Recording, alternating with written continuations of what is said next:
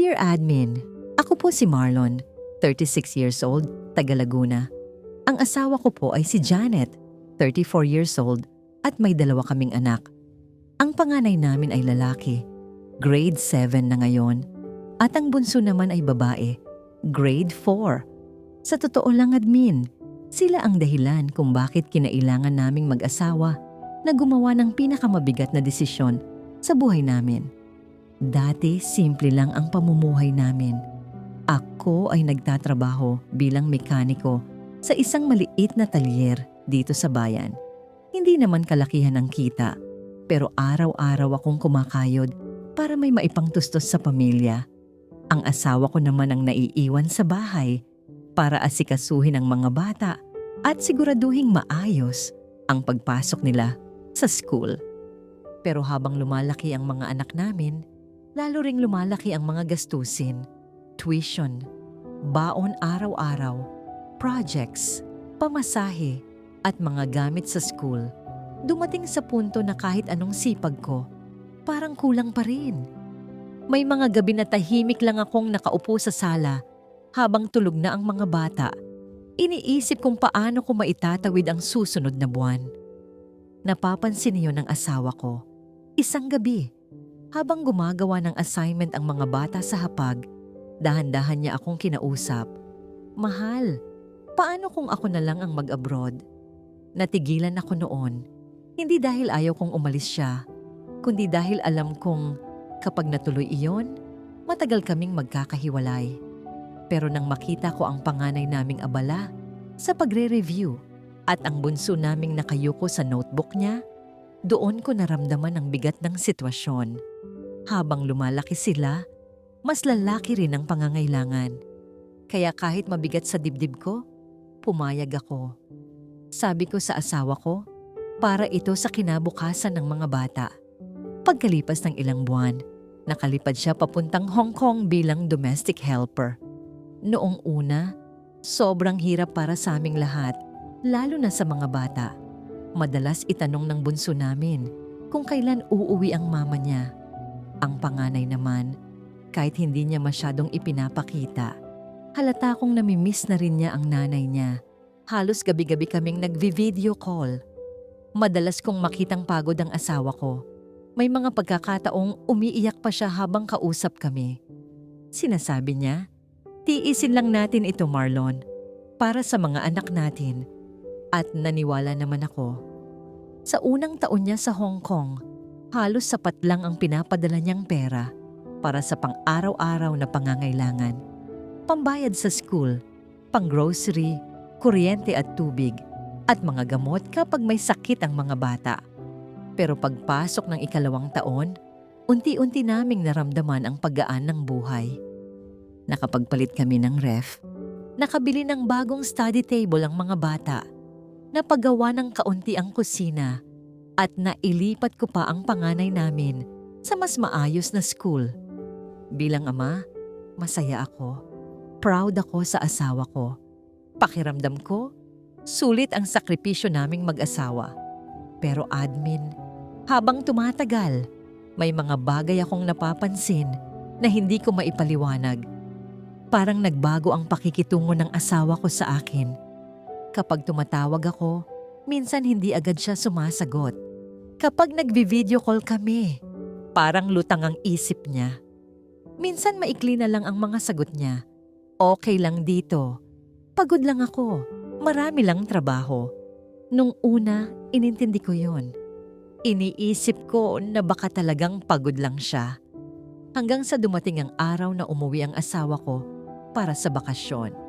Admin, hindi ko maipaliwanag ang saya ng mga anak namin noong sunduin namin siya sa airport. Halos maiyak ang bunso sa tuwa. Ang panganay namin, kahit medyo binatilyo na, agad ding yumakap sa nanay niya. Masaya rin ako. Matagal ko siyang hindi nayakap ng personal. Pero habang lumilipas ang mga araw, may kakaiba akong napapansin. Parang may distansya. Parang hindi na siya yung dating malambing at palabiro. May mga gabing gising pa siya kahit tulog na ang mga bata. Minsan tahimik lang siyang nakatingin sa cellphone. Hanggang sa isang gabi, tulog na ang mga anak namin at tahimik ang buong bahay. Matagal na rin kaming hindi nagsasama bilang mag-asawa. Natural lang na mangyari iyon. Pero admin, noong gabing iyon, may napansin akong bagay na hanggang ngayon ay hindi ko maalis sa isip ko. Hindi ko alam kung paano ko sasabihin, pero parang ibang-iba na ang pakiramdam kumpara noong bago siya umalis. Parang masyado nang maluwag ang private part ng asawa ko. Hindi ko agad pinansin nung una. Sinabi ko sa sarili ko na baka dahil matagal lang kaming hindi nagsama. Pero habang nakahiga ako matapos ang gabing yon, hindi ako makatulog. Paulit-ulit lang umiikot sa isip ko ang isang tanong. May nangyari ba sa asawa ko sa Hong Kong na hindi niya sinasabi sa akin? At doon nagsimulang mabuo ang mga pagdududa na unti-unting sumisira sa katahimikan ng isip ko.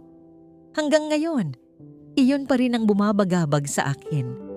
Mula noong gabing iyon, hindi na ako mapakali.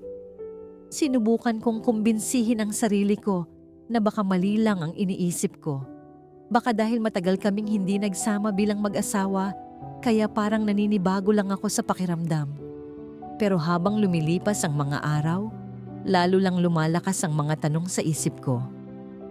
Ayokong pagdudahan ng asawa ko.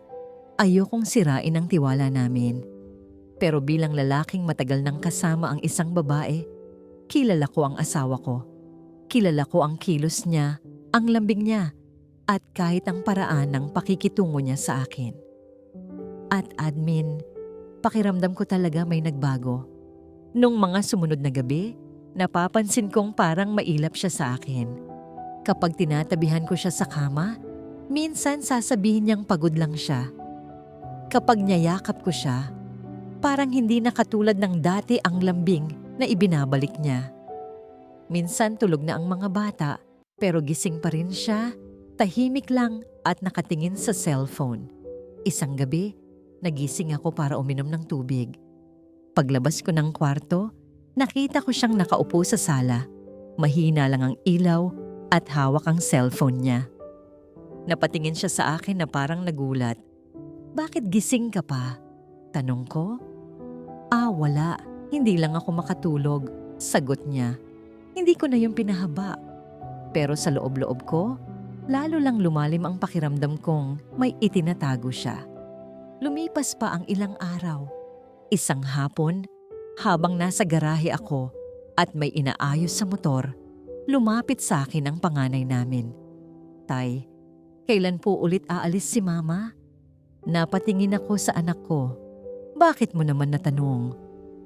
Sabi po kasi ni Mama, baka daw bumalik siya sa Hong Kong kapag natapos ang bakasyon niya. Parang may kumirot sa dibdib ko nung marinig ko yon. Hindi ko alam kung bakit, pero pakiramdam ko parang mas gusto na niyang bumalik doon kaysa manatili sa amin. Kinagabihan, hindi ko na napigilang magtanong, "Mahal, may balak ka bang bumalik?" Tahimik siya sandali bago sumagot. Kinausap kasi ako ng employer ko. Sabi nila, kung gusto ko, pwede pa raw akong bumalik pagkatapos ng leave ko. Tahimik lang ako. Sa isang banda, naiintindihan ko kung bakit niya yon naiisip. Mas gumaan ang buhay namin dahil sa pinapadala niya. Mas maayos ang pag-aaral ng mga bata. Mas maayos ang bahay namin. Pero sa kabilang banda, may bahagi ng puso ko na ayaw na siyang paalisin. At may isa pang bahagi sa isip ko na gustong malaman ang totoo. Admin, dumating ang isang gabi na hindi ko na napigilan ang sarili ko. Tulog na ang mga bata noon. Tahimik ang buong bahay. Magkatabi kaming nakaupo sa kama. Huminga ako ng malalim bago ako nagsalita. "Mahal, may itatanong lang ako." Napatingin siya sa akin. "Ano yon?" Ilang segundo akong natahimik. Noong isang gabi, may napansin ako. Biglang nag-iba ang ekspresyon ng mukha niya. "Anong ibig mong sabihin?" Diretso ko nang sinabi ang nasa isip ko. "Parang may nagbago sa katawan mo." Tahimik siya, hindi agad siya sumagot. Mas lalo akong kinabahan. Hanggang sa tuluyan ko nang nasabi ang matagal ko nang kinikimkim. "May nangyari ba sa'yo sa Hong Kong?" Bigla siyang napatingin sa akin ng diretsyo. Marlon, anong klaseng tanong yan? Pero dahil sa dami ng gumugulo sa isip ko, hindi na ako nakapigil. May lalaki ka ba doon? Ginagalaw ka ba ng employer mo? Doon tuluyang uminit ang usapan. Tumaas ang boses niya. Sobra ka na, Marlon. Pero hindi ko na rin napigilan ang sarili ko. Kung wala, bakit parang sobrang luwag na ngayon? Hindi naman yan ganyan bago ka umalis. Tahimik kaming nagkatinginan. Mabigat ang hangin sa buong kwarto. Hanggang sa narinig namin ang mahinang boses ng bunso mula sa kabilang kwarto. Tay, napilitan kaming tumahimik. Simula noon, parang may pader nang namagitan sa amin. Hindi na kami tulad ng dati. May mga araw na halos hindi kami nag-uusap. Kapag kakain, tahimik lang. Kapag nasa sala, magkalayo kami. At admin, habang lumilipas ang mga araw ng bakasyon niya, lalo kong nararamdaman na parang may bagay akong hindi ko pa rin alam. Isang gabi, siya na mismo ang nagbukas ng usapan. Marlon, gusto mo bang bumalik ako sa Hong Kong? At doon ko naramdaman na parang nasa harap ko na ang isang desisyong maaring sumira o bumuo muli sa pamilya namin. Matapos ang pag-uusap naming yon, halos ilang araw kaming hindi nagkibuan ng maayos. Kung may pag-uusap man, puro tungkol na lang sa mga bata. Nakapagbaon na ba ang panganay? May assignment ba ang bunso? May bibilhin ba sa school? Pero bilang mag-asawa, parang may malamig na pader na namamagitan sa amin. Ramdam kong nasaktan siya sa mga tanong ko. At sa totoo lang, admin, ako man ay hindi mapakali. Ayokong isipin na nagkamali ako sa pagdududa. Pero ayoko ring lokohin ang sarili ko na walang nagbago. Isang gabi, habang tulog na ang mga bata, siya mismo ang lumapit sa akin sa sala. Mahal, kailangan nating pag-usapan ito. Tahimik lang akong nakatingin sa kanya. Hindi ako nagsalita. Huminga siya ng malalim bago nagsalita. Hindi ko alam kung bakit mo naisip ang mga bagay na yon, pero masakit para sa akin na pagdudahan mo ako. Hindi ako agad sumagot. Dahil sa totoo lang, hindi ko rin alam kung paano ko ipapaliwanag ang nararamdaman ko. Sa dami ng mga napansin ko, sa lamig ng pakikitungo niya, at sa gabing iyon na pakiramdam ko ay may nagbago sa katawan niya. Parang hindi ko mapigilang magtanong, "Mahal, hindi ko gustong pagdudahan ka," sabi ko. Pero pakiramdam ko may mga bagay kang hindi sinasabi sa akin. Tahimik siyang napayuko. Akala ko, sasagot siya agad. Pero ilang segundo siyang walang sinabi. Doon lalo akong kinabahan. Hanggang sa mahina niyang sinabi, "Pagod lang ako, Marlon. Hindi biro ang trabaho sa Hong Kong. Minsan kulang sa tulog. Minsan sunod-sunod ang trabaho. Minsan kahit day off, pinapakiusapan pa rin ako." Natahimik ako. May bahagi sa akin na gustong maniwala. Pero may bahagi rin sa isip ko na hindi pa rin mapanatag. Lumipas ang ilang linggo at natapos din ang bakasyon niya. Dumating ang araw na kailangan na niyang bumalik sa Hong Kong. Admin, habang nasa airport kami kasama ang mga bata, ramdam ko ang bigat sa dibdib ko. Masaya ang mga anak namin na makita ang nanay nila. Pero halata ring malungkot sila dahil paalis na naman ito. Ang bunso namin ay mahigpit ang yakap sa bewang ng mama niya. Ang panganay naman ay tahimik lang pero kita sa mata ang lungkot. Pagkatapos niya kaming yakapin, lumapit siya sa akin. "Mahal, magtiwala ka sa akin." Iyon ang huling sinabi niya bago siya pumasok sa departure gate.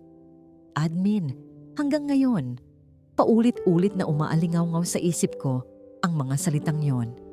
Magtiwala ka sa akin. Pero habang pinapanood ko siyang palayo, mas lalo lang akong kinakain ng pagdududa. Pagbalik niya sa Hong Kong, muli na namang bumalik ang dating routine namin. Ako ang naghahatid at sumusundo sa mga bata. Ako ang nag-aasikaso sa bahay. Ako ang tumatayong nanay at tatay sa araw-araw. Nung una, maayos naman ang usapan namin. Nagvi-video call kami halos gabi-gabi. Pero habang tumatagal, parang mas lalo siyang nagiging mailap. Minsan hindi siya sumasagot sa tawag ko. Minsan puro chat na lang. Minsan isang maikling message lang. Busy ako. Mamaya na lang. Tuluyan na akong hindi mapakali. Hanggang sa isang gabi, habang nagvi-video call kami, may napansin akong kakaiba. Parang may lalaking boses sa background. Mahina lang, pero malinaw kong narinig. Napatingin ako sa screen.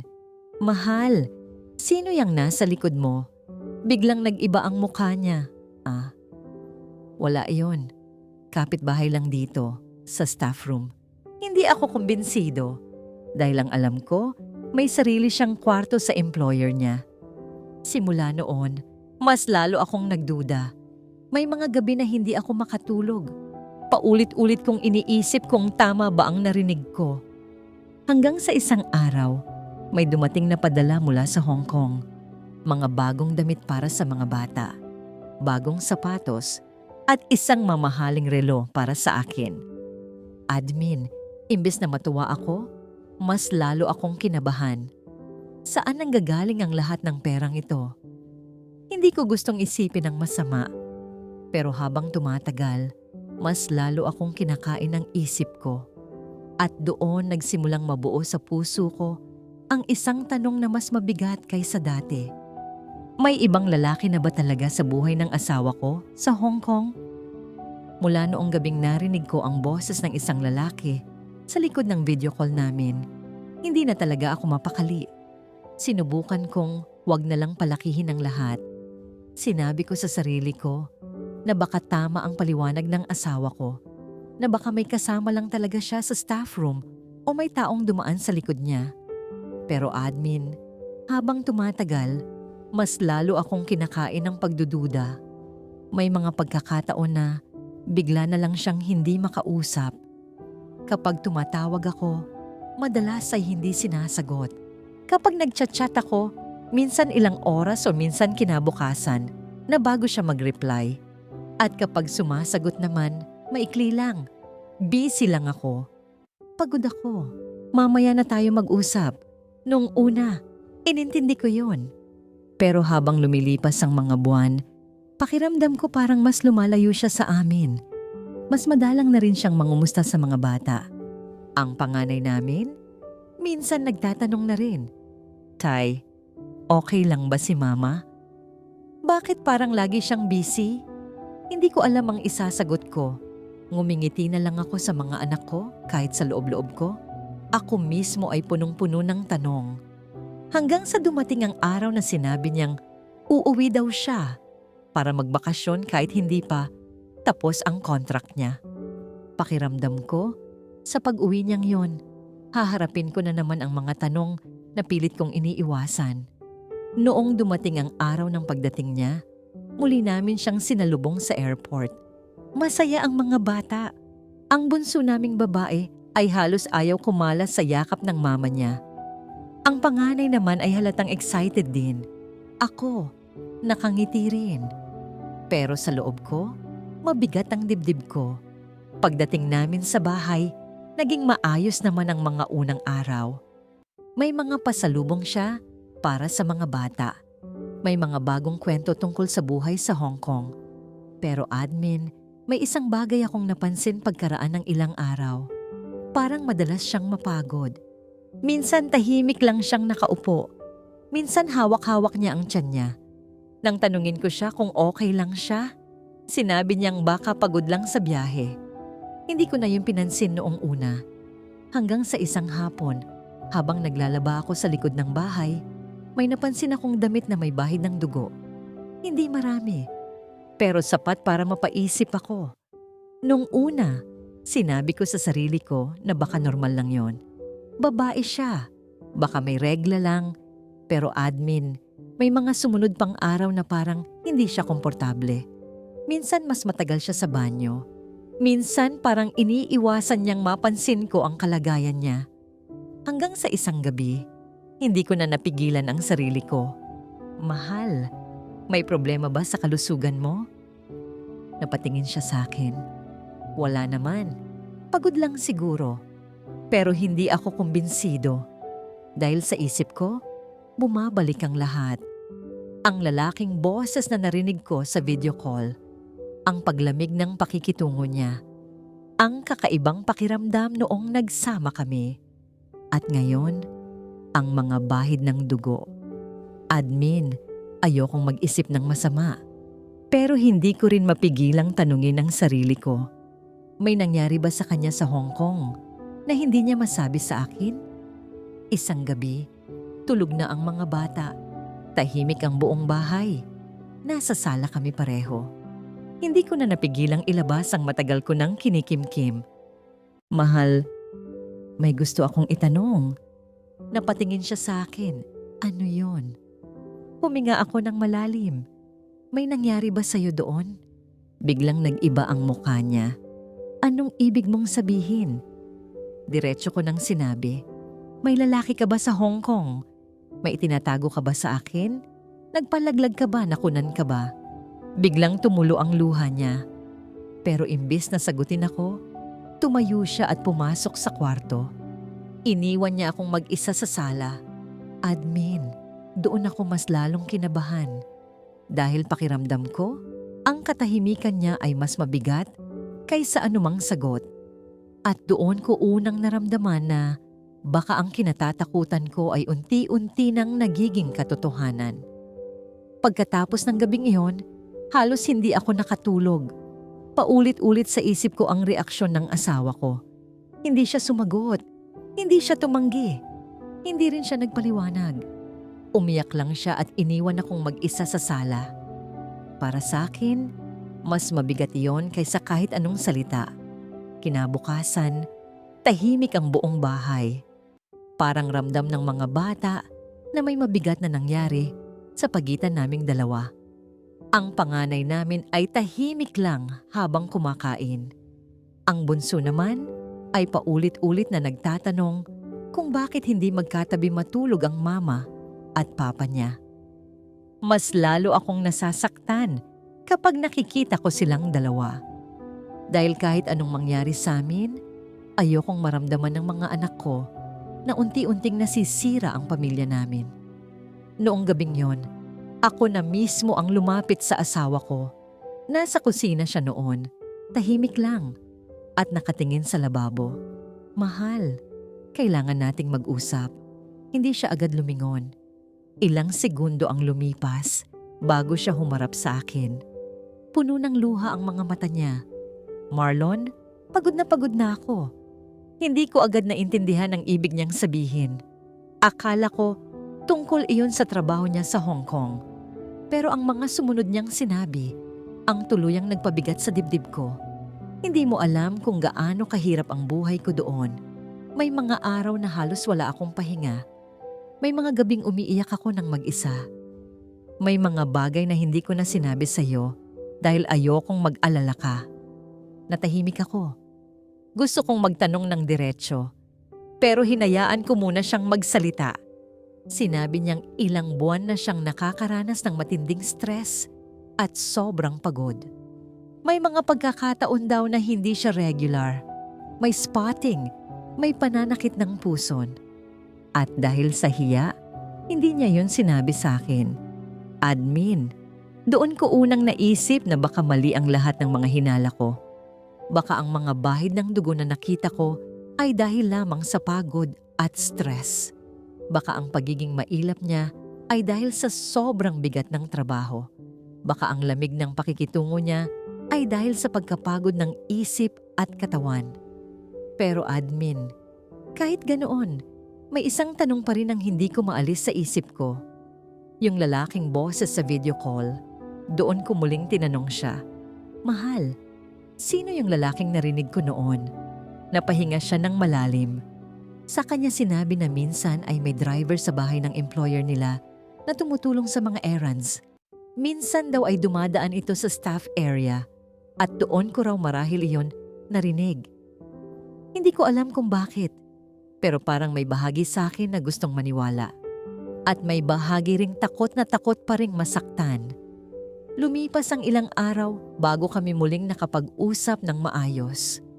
Umupo kami sa sala habang tulog na ang mga bata. Noong gabing iyon, unang beses kong narinig ang asawa kong umamin sa isang bagay na matagal na niyang kinikimkim. Marlon, natatakot din ako. Napatingin ako sa kanya. Takot ako na sa sobrang tagal nating nagkalayo. Baka nasisira na ang pagsasama natin. Doon ako tuluyang natahimik. Dahil sa totoo lang, iyon din mismo ang kinatatakutan ko. Hindi dahil may ibang tao, kundi dahil unti-unti nang kinakain ng distansya, pagod, at pagdududa ang tiwala naming mag-asawa. Admin, doon ko na-realize na minsan hindi ibang tao ang sumisira sa pamilya. Minsan ang katahimikan, minsan ang mga tanong na hindi agad nasasagot. Minsan ang mga pagdududang pinipiling kimkimin. Ilang linggo bago matapos ang leave niya, kinausap niya ako. Mahal, kung gusto mo, hindi na ako babalik sa Hong Kong. Napatingin ako sa kanya. Sa unang pagkakataon, matapos ang lahat ng nangyari, hindi pera ang una kong naisip, kundi ang mga anak namin. Ang panganay naming papasok na sa mas mataas na grade. Ang bunso naming sobrang clingy sa nanay niya. At ang pamilya naming muntik nang mabasag dahil sa mga pagdududa. Mahina kong sinabi sa kanya, mas gusto kong magkasama tayo. Kahit mas simple ang buhay, kahit mas mahirap, basta buo ang pamilya natin. Umiyak siya. At sa unang pagkakataon, matapos ang mahabang panahon, niyakap niya ako ng mahigpit. Hanggang ngayon, admin, aminado akong may mga tanong pa ring naiwan sa isip ko. May mga gabi pa ring bumabalik ang mga pagdududa. Pero pinili kong bigyan ng pagkakataon ang pamilya namin. Dahil minsan, mas mahalaga ang pagpili sa tahanan kaysa sa mga tanong na maaaring hindi na rin masagot. Ngayon, nandito ako para itanong sa inyo, kung kayo ang nasa sitwasyon ko, tama lang ba na wag ko na lang pabalikin ang asawa ko sa Hong Kong? Maraming salamat, admin. Kabayan, mabigat ang liham na ibinahagi ni Marlon. Isang kwento ito ng sakripisyo, pangungulila, at mga pagdududang unti-unting sumubok sa tibay ng isang pamilya. Sa buhay ng maraming OFW, hindi lang pera ang kapalit ng pag-angat ng buhay, kundi pati oras, tiwala, at samahan ng mag-asawa. Sa panig ni Marlon, ramdam natin ang sakit at pagkalito ng isang asawang naiwan sa Pilipinas habang pilit binubuo ang pamilya para sa mga anak. Pero sa panig din ng asawa niya, ramdam natin ang bigat ng trabaho at hirap ng buhay sa ibang bansa. Minsan, ang distansya at katahimikan ang mas mapanganib kaysa sa anumang pagdududa. Mga kabayan, kung kayo ang nasa sitwasyon ni Marlon, ano ang gagawin ninyo? Pipiliin ninyo bang magtiwala at buuing muli ang pamilya o hahayaan ninyong manaig ang mga tanong at pagdududa sa inyong puso? I-comment ninyo ang inyong saloobin sa baba. Gusto naming marinig ang inyong opinyon. At mga kabayan, panoorin din ninyo ang isa pa nating video na siguradong mag-iiwan ng matinding emosyon at mapapaisip kayo hanggang dulo na pinamagatang Pinay OFW sa Saudi, binayaran ng amo para magkaanak. Isa na namang nakakabiglang kwento ng sakripisyo at mabibigat na desisyon bilang OFW. Huwag ninyo itong palampasin. Maraming salamat sa pananatili hanggang sa dulo ng kwentong ito. Kung may kwento rin kayong gustong ilabas, mga liham ng sakripisyo, pangungulila, tagumpay o pagkatalo bilang OFW, bukas ang channel na ito para sa inyo. Pwede kayong magpadala ng inyong kwento at igagalang namin ang inyong katahimikan at pagkakakilanan. Thanks for watching and we'll see you in the next video.